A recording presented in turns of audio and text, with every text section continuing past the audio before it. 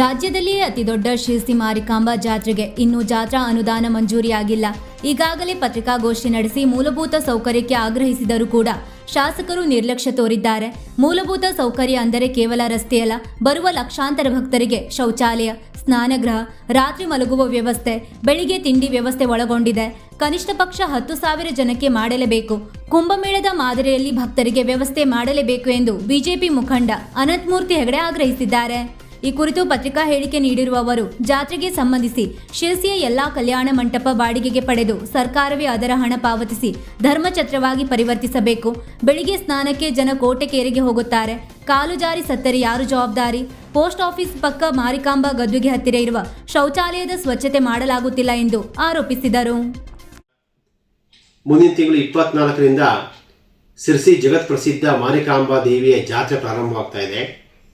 ಶಿರಸಿಯಲ್ಲಿ ದುರದೃಷ್ಟ ಅಂತಂದರೆ ಯಾವುದೇ ರೀತಿಯ ಮೂಲಭೂತ ಸೌಕರ್ಯವೂ ಕೂಡ ಆಗಿಲ್ಲ.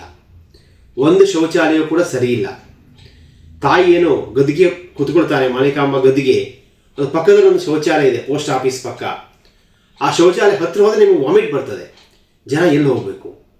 ಬಂದಂತಹ ಭಕ್ತರು ಹೋದ ವರ್ಷ ನಾವು ನೋಡಿದ್ದೇವೆ, ದೇವಸ್ಥಾನ ಮುಂದುಗಡೆ ಸಾಲ ಮಲ್ಕೊಳ್ತಾರೆ, ಸಾವಿರಾರು ಜನ ಮಲ್ಕೊಳ್ತಾರೆ. ಸ್ನಾನಕ್ಕೆ ಎಷ್ಟೋ ಜನ ಕೋಟೆಕೆರೆಗೆ ಹೋಗ್ತಾರೆ. ಈಗಾಗಲೇ ಅಯ್ಯಪ್ಪ ಸ್ವಾಮಿ ಮಾಲಾಧಾರಿ ಕೋಟೆಕೆರೆ ಹೋಗ್ತಾ ಇದ್ದಾರೆ. ಯಾರಾದರೂ ಆ ಕೋಟೆಕೆರೆಯಲ್ಲಿ ಮುಳುಗಿ ಸತ್ತೋದ್ರೆ ಯಾರ ಗತಿ? ನಾನು ಸರ್ಕಾರಕ್ಕೆ ಆಗ್ರಹ ಮಾಡ್ತಾ ಇದ್ದೇನೆ, ಮೂಲಭೂತ ಸೌಕರ್ಯ ಅಂತಂದರೆ ಕೇವಲ ರಸ್ತೆ ಮಾಡೋದಲ್ಲ. ಮೂಲಭೂತ ಸೌಕರ್ಯ ಅಂತಂದರೆ ಬಂದಂತಹ ಭಕ್ತರಿಗೆ ರಾತ್ರಿ ಮಲ್ಕೊಳ್ಳೋಕೆ ವ್ಯವಸ್ಥೆ ಮಾಡೋದು. ಮೂಲಭೂತ ಸೌಕರ್ಯ ಅಂದರೆ ಅವರಿಗೆ ಶೌಚಾಲಯ ವ್ಯವಸ್ಥೆ ಮಾಡೋದು. ಮೂಲಭೂತ ಸೌಕರ್ಯ ಅಂತಂದರೆ ಅವರಿಗೆ ಮಲ್ಕೊಳ್ಳಿಕ್ಕೆ ವ್ಯವಸ್ಥೆ ಮಾಡೋದು, ಅವರಿಗೆ ಊಟ ತಿಂಡಿಯನ್ನು ಕೊಡುವಂಥದ್ದು ಮೂಲಭೂತ ಸೌಕರ್ಯ. ಇದನ್ನು ತಾವು ಮಾಡಬೇಕು. ಹೋದ್ಸಲ ಅದು ಯಾವುದೋ ಹಣ ಬಂತು 300 ಕೋಟಿ. ಆ ಹಣವನ್ನು ತಾವು ಜಾತ್ರೆಗೆ ಅಂತ ತರಿಸ್ಕೊಂಡ್ರಿ, ಹೌದಲ್ಲ? ಆ ಜಾತ್ರೆಗೆ ಅಂತ ತರಿಸ್ಕೊಂಡು ಸುಮ್ಮನೆ ಎಲ್ಲೋ ಕೊಟ್ರಿ ಅದನ್ನು. ಅದ್ರ ಬದಲಿಗೆ ತಾವು ಅದೇ ಹಣವನ್ನು ಇಲ್ಲಿ ಇಟ್ಕೊಂಡಿದ್ದರೆ ಈ ಬಂದಂತಹ ಭಕ್ತರಿಗೆ ಮೂಲಭೂತ ಸೌಕರ್ಯ ಮಾಡ್ಬೋದಾಗಿತ್ತಲ್ವಾ? ನಾನು ಈಗ ಕೇಳ್ತಾ ಇದ್ದೇನೆ, ತಾವು ದಯಮಾಡಿ ಆ ಹಣವನ್ನು ತೆಗೆದುಕೊಂಡು ಬರಬೇಕು. ಈ ಸಲ ಒಂದು 5 ಕೋಟಿ ರೂಪಾಯಿನ ತಾವು ತರೋದ್ರ ಮುಖಾಂತರವಾಗಿ ಎಲ್ಲ ಮೂಲಭೂತ ಸೌಕರ್ಯವನ್ನು ಮಾಡಬೇಕು. ಎಲ್ಲೆಲ್ಲಿ ಚೌಟ್ರಿಗಳಿದೆಯೋ ಆ ಚೌಟ್ರಿಯನ್ನು ಬಾಡಿಗೆಗೆ ಪಡೆದು ಧರ್ಮಚಿತ್ರವಾಗಿ ಪರಿವರ್ತನೆ ಮಾಡಬೇಕು. ಎಲ್ಲೆಲ್ಲಿ ಖಾಲಿ ಜಾಗಗಳಿದೆಯೋ ಅಲ್ಲೆಲ್ಲ ಕುಂಭಮೇಳದಲ್ಲಿ ಮಾಡಿದ ರೀತಿಯಲ್ಲಿ ಟೆಂಟ್ಗಳನ್ನು ಹಾಕಿ ಜನಕ್ಕೆ ಇರ್ಲಿಕ್ಕೆ ವ್ಯವಸ್ಥೆ ಮಾಡಬೇಕು. ಇದು ತಮ್ಮ ಕರ್ತವ್ಯ ಆಗಿದೆ. ನಾನು ಮತ್ತೊಂದು ವಿಷಯ ಹೇಳ್ತೇನೆ. ಇತ್ತೀಚೆಗೆ ನಮ್ಮ ಶಿರಸಿ ಶಾಸಕರಾದಂತಹ ಭೀಮಣ್ಣನವರು ಸಿದ್ದಾಪುರದಲ್ಲಿ ನೋವಿನ ಒಂದು ಮಾತನ್ನು ಹೇಳ್ತಾರೆ.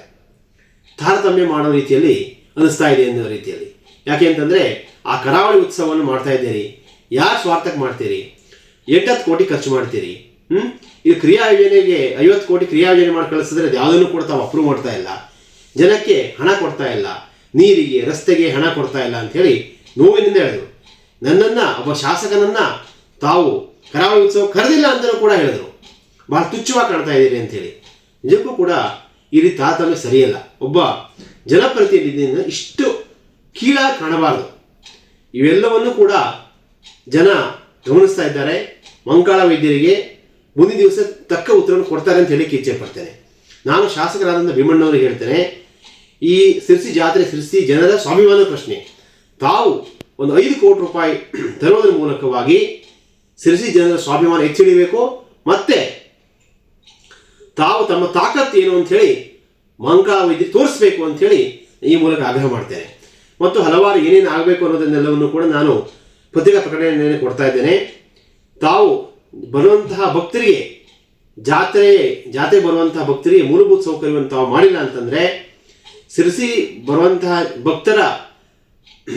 ಬರುವಂತಹ ಮಾರಿಕಾಂಬಾ ತಾಯಿಯ ಭಕ್ತರ ಸಲುವಾಗಿ ನಾನು ಫೆಬ್ರವರಿ 3ನೇ ತಾರೀಕಿನಿಂದ ಉಪವಾಸ ಸತ್ಯಾಗ್ರಹ ಕುಳಿತುಕೊಳ್ತೇನೆ ಅಂತೇಳಿ ಈ ಮೂಲಕ ಘೋಷಣೆ ಮಾಡ್ತಾ ಇದ್ದೇನೆ. ನಮಸ್ಕಾರ. ಜೈ.